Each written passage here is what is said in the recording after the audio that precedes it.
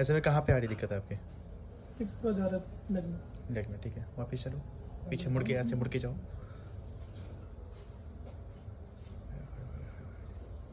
आ जाओ एक मिनट। ठीक है, आ जाओ।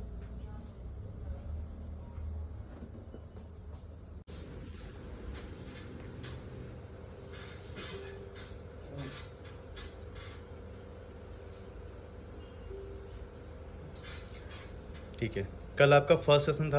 हाँ जी सर। आज आपका सेकंड है। हाँ जी। अभी आप क्या फील कर रहे हो कल से और आज में, क्या डिफरेंस है? सर 70% तक पूरा फर्क है मेरे को, और बॉडी पहले जो टिल्ट हो रखी थी अब वो स्ट्रेट हो गई है। ठीक है। प्लस जो कल पेन बहुत ज़्यादा था, आज पेन भी मेरे को 80% बिल्कुल कम है।